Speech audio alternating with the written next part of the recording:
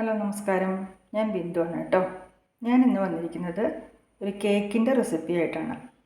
Christmas new ഇയറും ഒക്കെ ആയിട്ട് വീട്ടിൽ കേക്ക് ഉണ്ടാക്കാൻ ആഗ്രഹിക്കാത്ത വീട്ടമ്മമാരുണ്ടാവില്ല അല്ലേ? അവനും ബീറ്ററൊന്നും ഉപയോഗിക്കാതെ സ്റ്റൗവിന് മുകളിൽ വെച്ച് ബേക്ക് ചെയ്തെടുക്കാവുന്ന വളരെ രുചികരമായ ഒരു സിമ്പിൾ കേക്കാണ് കേട്ടോ ഇത്. അപ്പോൾ എങ്ങനെയാണ് രുചികരമായ ഈ കേക്ക് വളരെ എളുപ്പത്തിൽ തയ്യാറാക്കണമെന്ന് നമുക്ക് നോക്കാം. കേക്ക് ഉണ്ടാക്കാൻ വേണ്ടി ആദ്യം തന്നെ ഇതുപോലൊരു പാത്രം എടുക്കുക. അതിന് മുകളിൽ ഒരു അരിപ്പ വയ്ക്കുക.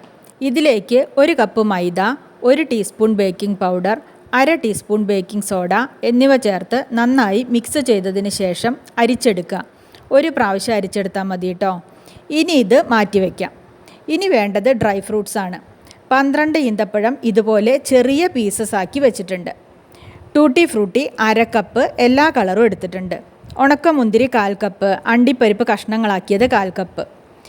1 കപ്പ് പഞ്ചസാരയാണ് ഇതിനു വേണ്ടി എടുക്കുന്നത്. ഇതിൽ 1/2 കപ്പ് പഞ്ചസാര പൊടിക്കാൻ മാറ്റി വയ്ക്കണം.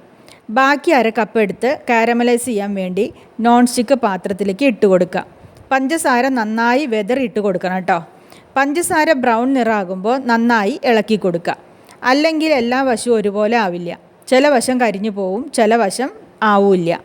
ഇത് നന്നായിട്ട് ബ്രൗൺ കളറാകണം. കേക്കിന് കളർ കിട്ടാൻ വേണ്ടിയിട്ടാണ് നമ്മൾ പഞ്ചസാര കാരമലൈസ് ചെയ്യുന്നത്. ഇത് നന്നായി പതഞ്ഞു തുടങ്ങുമ്പോൾ ഇതിലേക്ക് 1 കപ്പ് വെള്ളം കുറേശ്ശെയായിട്ട് ഒഴിച്ചു കൊടുക്കണം. വേണമെങ്കിൽ ഈ സമയത്ത് സ്റ്റൗ ഓഫ് ചെയ്യുക കേട്ടോ. 1 കപ്പ് വെള്ളം മുഴുവനും ഒഴിച്ചു കൊടുത്തിട്ടുണ്ട് കഴിഞ്ഞാൽ ഇത് നന്നായി തിളപ്പിക്കണം. തിളയ്ക്കുമ്പോൾ ഇതിലേക്ക് ഡ്രൈ ഫ്രൂട്ട്സ് ഇട്ട് കൊടുക്കണം. ഡ്രൈ ഫ്രൂട്ട്സ് ചേർത്ത് നന്നായി ഒന്ന് ഇളക്കുക. ഇത് നന്നായി തിളച്ച് വെള്ളം വറ്റി നന്നായി വേവണം കേട്ടോ. ഇത് ഏകദേശം വെള്ളം വറ്റി. ഇനി സ്റ്റൗ ഓഫ് ചെയ്ത് തണുക്കാൻ വയ്ക്കാം. തണുത്ത് കഴിയുമ്പോൾ ഒന്നുകൂടി വെള്ളം വറ്റും. ഇത് ഇങ്ങനെ സോക്ക് ചെയ്താൽ നമ്മൾ ഓറഞ്ച് നീരിൽ സോക്ക് ചെയ്ത് വെക്കുന്ന അതേ എഫക്റ്റ് കിട്ടും കേട്ടോ.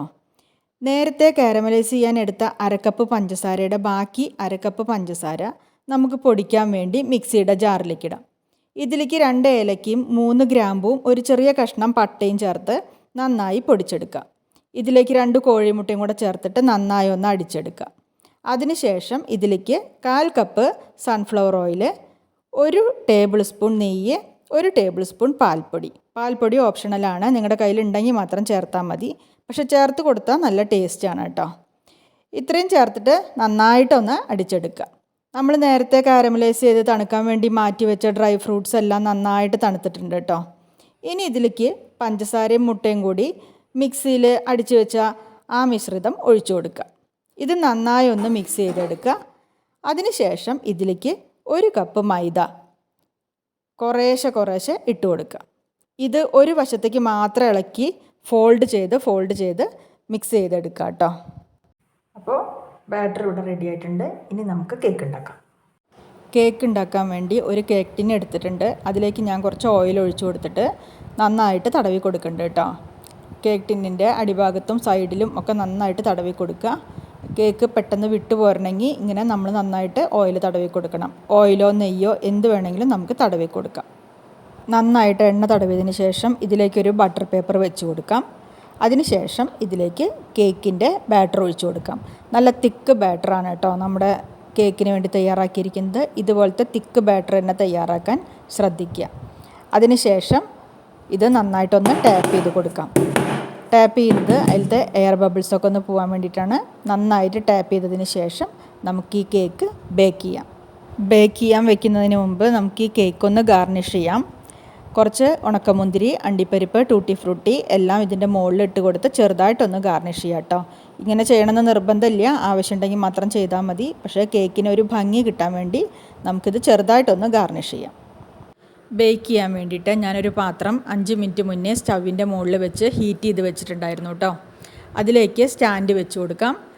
അതിൻ്റെ മുകളിൽ കേക്ക് ടിൻ വെച്ച് നമുക്ക് ബേക്ക് ചെയ്യാം. ഈ പാത്രം അടച്ച് വെക്കുന്നതിൻ്റെ മുകളിൽ നമുക്കൊരു വെയിറ്റും കൂടി വെച്ച് കൊടുക്കണം. എയർ പുറത്തേക്ക് പോവാതിരിക്കാൻ വേണ്ടിയിട്ടാണ് കേട്ടോ അങ്ങനെ ചെയ്യണേ. 35 മിനിറ്റ് കഴിഞ്ഞപ്പോൾ ഞാനിത് തുറന്ന് നോക്കി. ഒരു പപ്പടക്കുത്തി വെച്ച് കുത്തി നോക്കിയപ്പോൾ നന്നായി വെന്തിട്ടുണ്ട് കേട്ടോ. അതുകൊണ്ട് തന്നെ ഞാനിത് ഈ ട്രേ ഇതിൽ നിന്ന് തണുക്കാൻ മാറ്റി വയ്ക്കുകയാണ്. ഞാൻ 10 മിനിറ്റ് മീഡിയം ഫ്ലെയിമിലും 25 മിനിറ്റ് ലോ ഫ്ലെയിമിലുമാണ് ഇത് വേവിച്ചെടുത്തത് കേട്ടോ. ഇനിയിപ്പോൾ എന്തായാലും ഇതിരുന്ന് തണുക്കട്ടെ. തണുത്തതിന് ശേഷം നമുക്കിത് ഡീമോൾഡ് ചെയ്തെടുക്കാം. കേക്ക് നന്നായി തണുത്തു കേട്ടോ.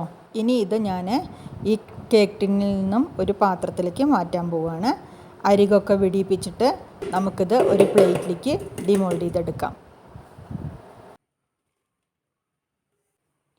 കേക്ക് ഇവിടെ റെഡിയായി. ഇതിൻ്റെ ബട്ടർ പേപ്പർ നമുക്കിങ്ങനെ പൊളിച്ചെടുക്കാം കേട്ടോ.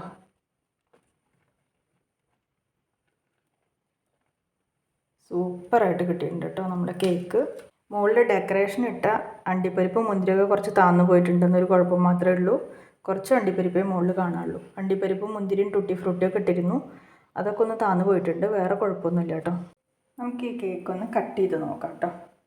സാധാരണഗതിയിൽ പ്ലം കേക്ക് ഉണ്ടാക്കി കഴിഞ്ഞാൽ 2 ദിവസം കഴിഞ്ഞിട്ടാണ് കേട്ടോ അത് മുറിക്കാനും കഴിക്കാനും ഒക്കെ പാടുള്ളൂ. എന്നാലേ അതിൻ്റെ ടേസ്റ്റും ഇതൊക്കെ ശരിക്കും കിട്ടുള്ളൂ. പക്ഷേ ഞാനിപ്പോൾ ഇവിടെ ഉണ്ടാക്കിയിട്ട് ഏകദേശം ഒരു 2 മണിക്കൂർ കഴിഞ്ഞപ്പോഴേക്കും അത് മുറിച്ച് നോക്കുകയാണ്. പക്ഷേ എന്നാലും കുഴപ്പമൊന്നുമില്ല, നല്ല പെർഫെക്റ്റായിട്ട് തന്നെ അത് മുറിച്ച് കിട്ടിയിട്ടുണ്ട്. യാതൊരു കുഴപ്പമില്ല കേട്ടോ. നല്ല കേക്കാണ്. ഇതിൽ നമ്മളിട്ട നട്ട്സും ഡ്രൈ ഫ്രൂട്ട്സും ഒക്കെ നന്നായിട്ട് കാണാനുണ്ട്. നല്ല സോഫ്റ്റുമാണ്. അപ്പോൾ ക്രിസ്മസ് ന്യൂ ഇയർ ഒക്കെ ആയിട്ട് ഇതുപോലൊരു കേക്ക് എല്ലാവരും ഉണ്ടാക്കി നോക്കുക. വളരെ എളുപ്പമാണ്, വളരെ ടേസ്റ്റിയാണ്. ഈ വീഡിയോ നിങ്ങൾക്ക് ഇഷ്ടമായിരുന്നുണ്ടെങ്കിൽ ലൈക്ക് ചെയ്യുക, ഷെയർ ചെയ്യുക, കമൻറ്റ് ചെയ്യുക. പിന്നെ എൻ്റെ ചാനൽ സബ്സ്ക്രൈബ് ചെയ്യാൻ മറക്കല്ലേ. ബെൽ ബട്ടൺ കൂടി ഒന്ന് പ്രസ് ചെയ്യണം കേട്ടോ. അപ്പോൾ അടുത്ത വീഡിയോയിൽ കാണുന്നത് വരെ എല്ലാവർക്കും നന്ദി, നമസ്കാരം.